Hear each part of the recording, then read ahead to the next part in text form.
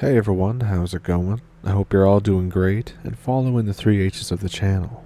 And in this video, it's all about some of my favorite type of stories. These are all encounters from the middle of nowhere. So if that sounds like something you're interested in, definitely pull up a stump with me and let's jump into it. Thank you for watching.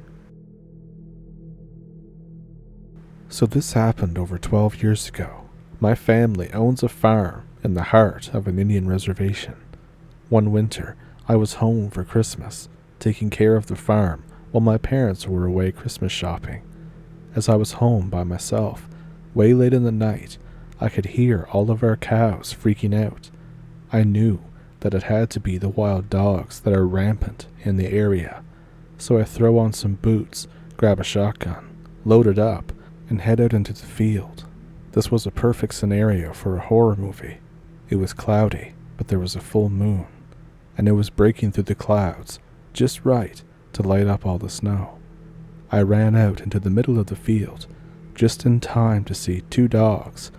They were standing out facing each other, fighting. I think perfect, 2 for 1. So I pump a shell into the chamber of Mr. 12 gauge, and then it happened. The two dogs heard the rack. They both stopped, looked over at me, and then ran away on their back legs. Immediately, I froze, and every ghost story about skinwalkers and all the other native legends I grew up with flew through my mind. Keep in mind, I'm a white guy, and up until then, these were all just boogeyman stories that I was told to scare the hell out of me. But that night, they became real.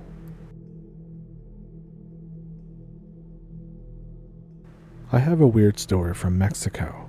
If anybody could please educate me on what exactly it might have been, I'd appreciate it.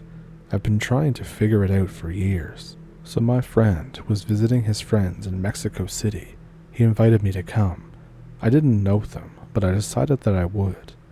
We get there, and his friend wants to take a ride to the outskirts of the city. I can't remember exactly where this was, so forgive me. One of the guys that's showing us around tells us that there's this spot where he says that the trees bleed. It's out back behind this guy's house, up in the mountains. I'm worried about narcos, but my friend really wants to see it. We drive further out into the mountains, and we stop at this one house that's kind of off by itself. The owner is out front. The guys ask if we can check out the bleeding trees. The guy is super friendly and says, yeah, sure. He grabs a machete and leads us out back. Initially, I was thinking that we were about to have something awful happen to all of us. But then he stops at these weird-looking trees and hacks at them. They make a hissing sound, and then this dark red liquid oozes out. It's not rusty orange, nor is it like sap. It was deep red and looked exactly like blood. The guy even rubs it on his fingers and shows us. It dries like blood and smells like it too. I have no idea what the hell this was. I prefer a natural explanation, but maybe there are just weird haunted trees. I don't know.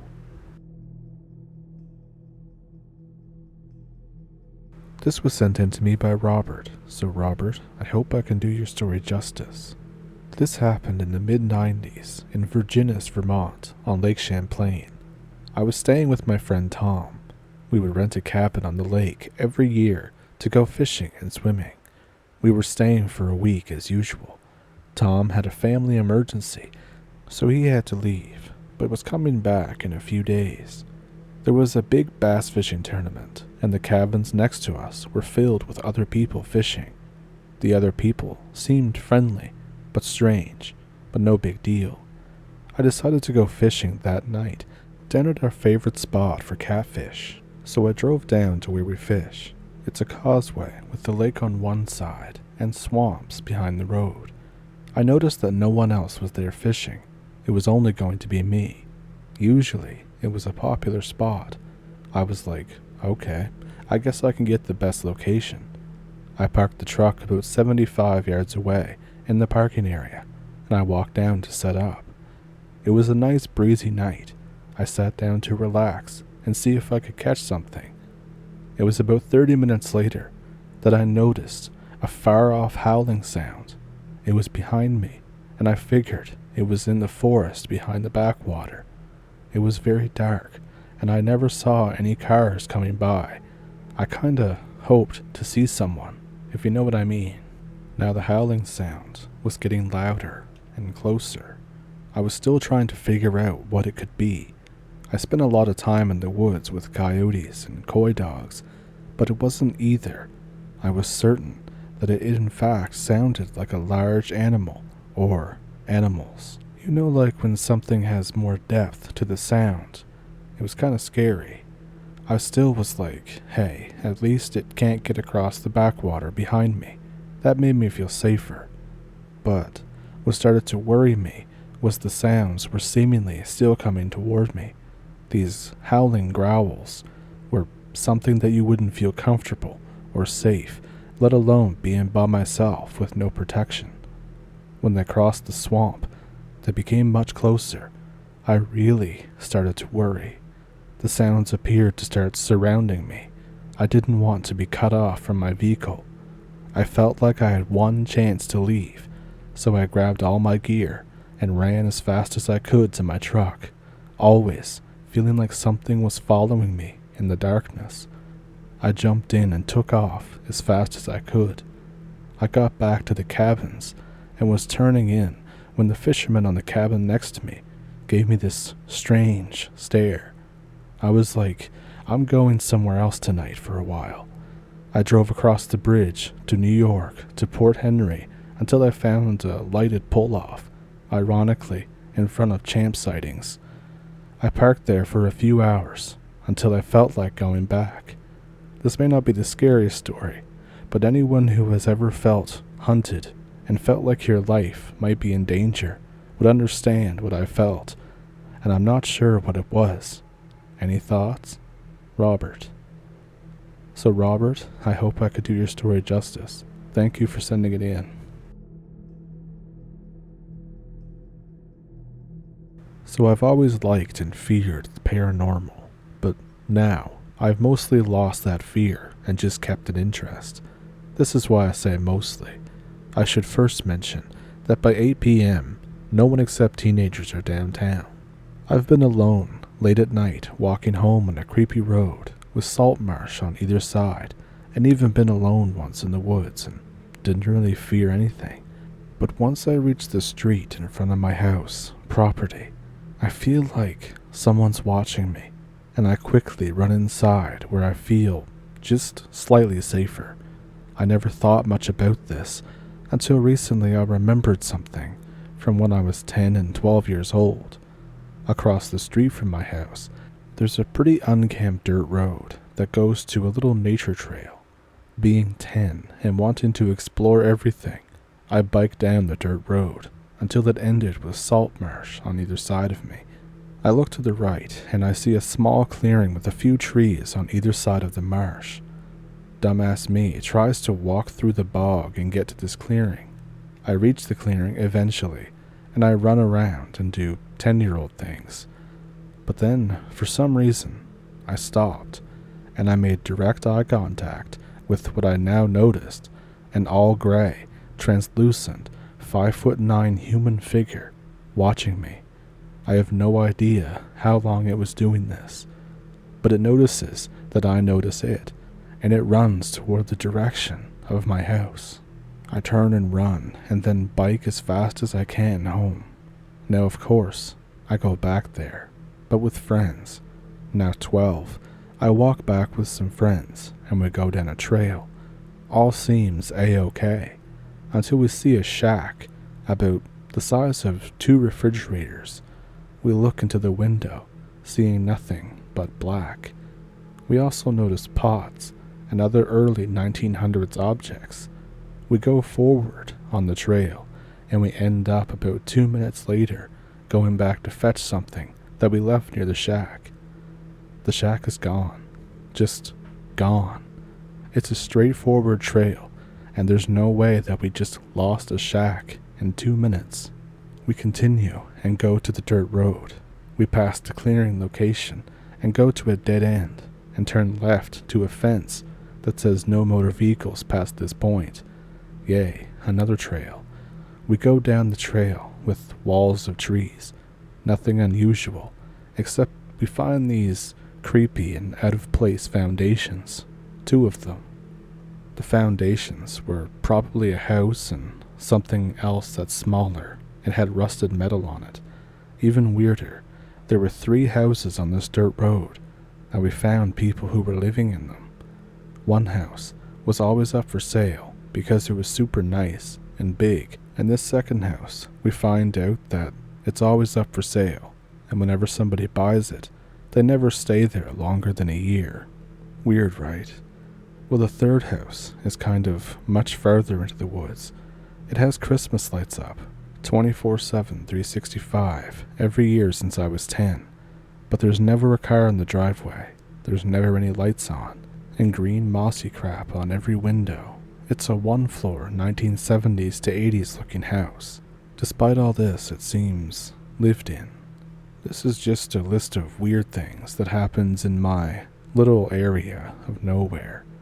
2 of my friends have had an interest in joining me to go back and find the translucent man.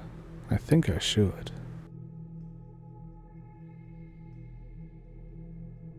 I grew up in a haunted house, and to be honest, horror movies have no idea what it's actually like.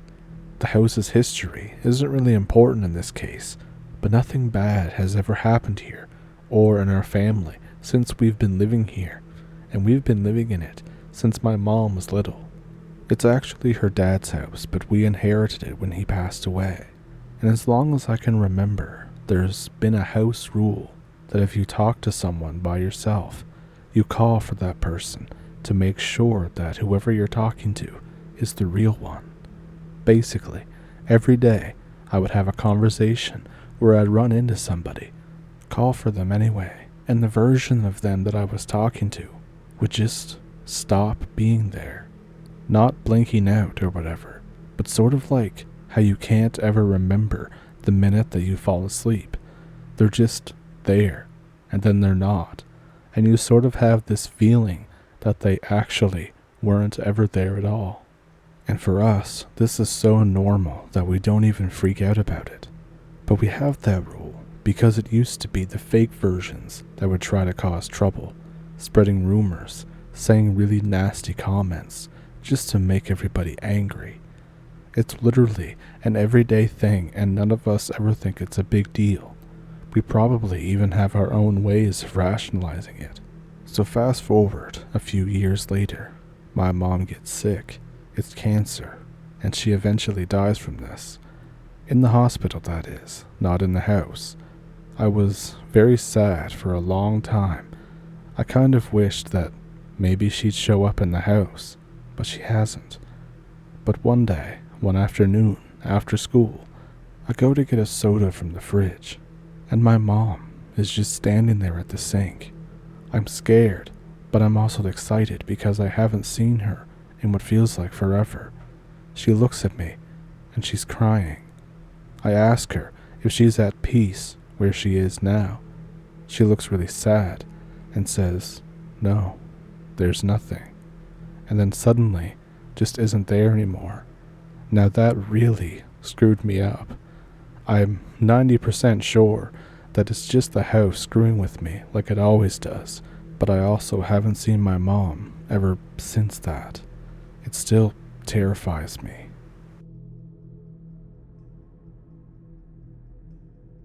So this is something that happened back when I was around 17 years old. I was living in South Carolina, and during this time I was driving up from Charleston to Dorchester for a party with a friend of mine named Kyle. I was the driver, and he was the passenger.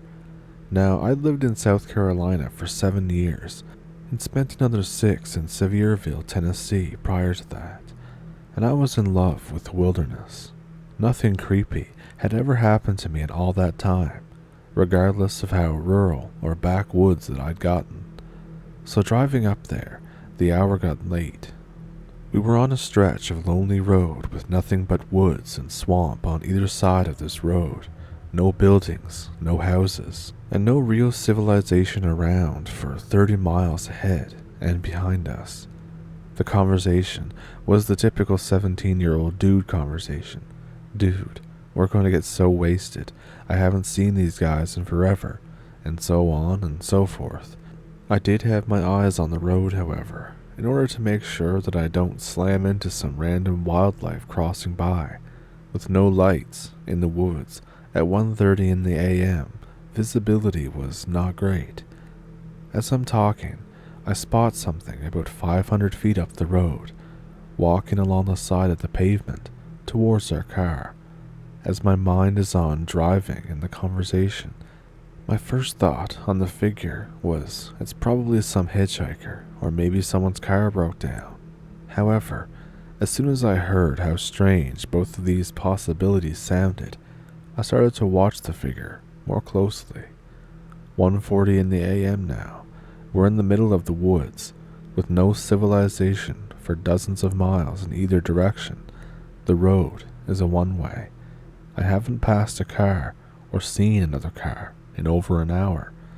The conversation slows down as the figure gets closer. I realize that something isn't quite right because it's way too tall. Now that it's closer, I'm 5'10", and my friend is about 6'1" and 245 pounds. But this thing had to have been 8 feet at least, and the body proportions were wrong. Its arms dangled far below the hip, with human-esque hands with way too long fingers. I could not make out any claws, but who knows? It was dark. The head was bald. The skin was a pale grayish white, like a maggot, and molted brown splotches, which may have been dirt or natural coloration, were mixed in.